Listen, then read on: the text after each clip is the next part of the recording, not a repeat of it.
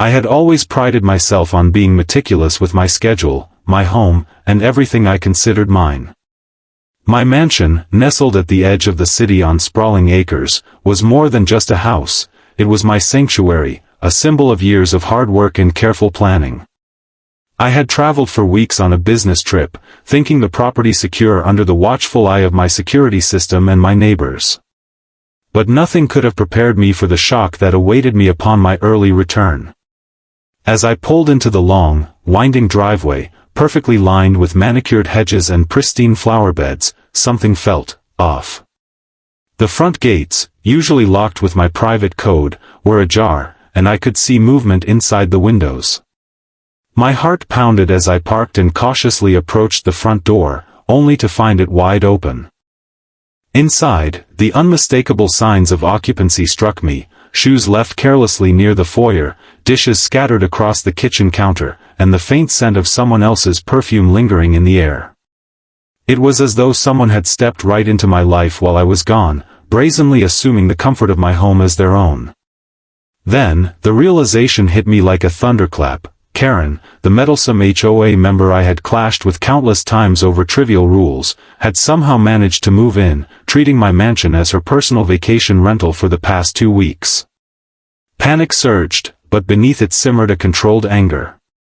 I had dealt with her manipulations before, but this was a blatant violation that cut deeper than any petty argument over landscaping or parking could. Every minute I spent surveying the intrusion only fueled the storm inside me. How could she have convinced anyone that she had a right to my property? The audacity of someone walking through my halls, using my amenities, and even trying to rearrange furniture as if she owned the place, it was infuriating. My mind raced through options, recalling every legal loophole, every confrontation we had had, every warning I had issued. But this was no ordinary disagreement. This was trespassing with a sense of entitlement, and I knew I needed to respond in a way that was not only swift but undeniably mine. Taking a deep breath, I pushed past the initial shock, allowing the adrenaline to sharpen my focus. I would not let her turn my home into her playground.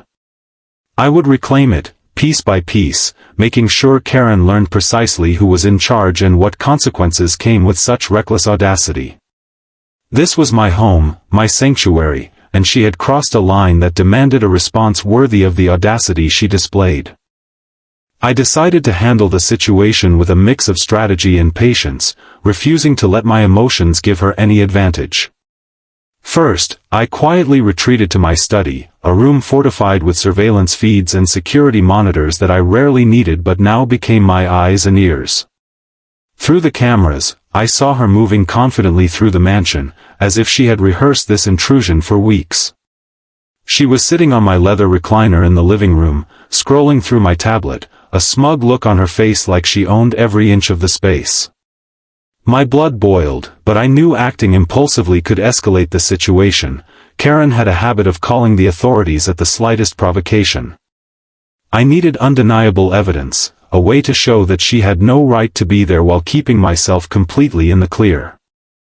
I retrieved my phone and began recording discreetly, capturing every movement, every careless step she took, every sign that she was not a guest, but a trespasser exploiting the laxity of the HOA's moral compass. Memories of our past confrontations flashed before my eyes, the petty disputes over garden regulations, the unnecessary fines she had tried to impose, the thinly veiled threats about neighborhood rules that only served to assert her superiority. And now, she had escalated from meddling to outright occupation. But I also recognized the opportunity in this chaos. With her overconfidence and blatant disrespect, I could craft a response that would be impossible to contest. I began drafting an immediate plan in my mind. First, notify the police with the recordings as proof. Second, involve the HOA board to ensure her actions were formally documented. And third, prepare for a personal confrontation that would be as controlled as it was intimidating. Every step needed to reinforce the fact that I was not only the rightful owner but someone who would not tolerate anyone challenging that authority. Even as she laughed at something on my television, oblivious to my presence, I felt a surge of determination. Karen had assumed she could bend reality to her will, but she had underestimated my resolve, my patience, and my ability to turn her audacity into her own undoing. Every second she spent in my mansion only strengthened the strategy one was constructing, one that would reclaim not just my home, but the respect that had been violated by her reckless sense of entitlement. By the time the police arrived, I had everything meticulously documented. The officers were polite but skeptical at first. After all, Karen had already spun her own story, claiming she thought the house was vacant under HOA permission. I handed over my recordings and pointed out the clear signs of habitation, her clothes scattered in my closets, her personal items in my kitchen, and even the lights she had left on in rooms she had no right to occupy. The evidence was irrefutable, and I could see the shift in the officers' expressions as they realized the depth of her deception. Karen, of course, protested loudly, raising her voice with the kind of entitlement that only someone used to manipulating rules could muster. But every claim she made was contradicted by my documentation, and slowly, the reality of the situation began to sink in for everyone present. The officer gently guided her outside, explaining the legal implications of trespassing and the possible charges she could face if she refused to leave. I watched her struggle to maintain her composure, her arrogance finally cracking under the weight of incontrovertible truth. There was a strange sense of satisfaction in seeing her finally confronted with the consequences of her actions, yet I remained calm, knowing that the situation was far from over. Legal action, HOA reports, and neighborhood awareness would follow, but for now, I had taken back the most immediate control, my home. As she stomped out, muttering threats that no longer carried weight, I walked through my mansion, reclaiming the space, checking every corner to ensure nothing was damaged or stolen.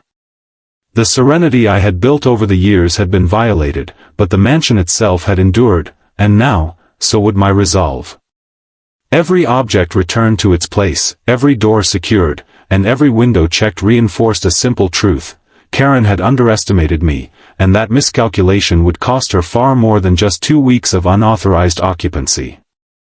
In that moment, I felt the power of ownership, not just legally, but morally, mentally, and emotionally, and knew that nothing short of her complete humiliation could balance the scales of her audacity. After Karen was escorted out, I knew that the ordeal wasn't truly over. The audacity of someone thinking they could take up residence in my mansion demanded a response that extended beyond the immediate removal. I contacted my attorney, outlining the entire timeline of her intrusion, including the evidence I had gathered over the past 2 weeks. Every recording, every photograph, and every witness statement from neighbors who had spotted her entering the property during my absence would serve as a foundation for a civil suit, ensuring she could never make such a claim again. Meanwhile, I strengthened the security of the mansion, upgraded locks, reinforced surveillance cameras, and even implemented biometric access controls that would prevent any future misunderstandings. But the most important step was reclaiming my sense of peace. I walked through every room, touching familiar furniture, checking the artwork, and ensuring that nothing remained out of place. It was both a physical and mental restoration, a reminder that my home was my sanctuary and that no one, not even a relentless HOA member, could violate it without consequence. The neighbors who had watched the drama unfold came by, offering words of sympathy and astonishment at her audacity. Some admitted they had seen her coming and going but were hesitant to intervene, fearful of her manipulative nature. I reassured them that the situation had been resolved, emphasizing that vigilance and legal readiness were key to protecting our properties. In the quiet moments that followed, I reflected on Karen's behavior, her entitlement, her disregard for boundaries, and her arrogance. Every encounter, every petty rule she had twisted over the years, had been a precursor to this moment. I realized that my calm, strategic response had not only protected my home but had also exposed her character to everyone involved. The mansion, now peaceful once more, stood as a testament to resilience, planning, and the consequences of overstepping bounds.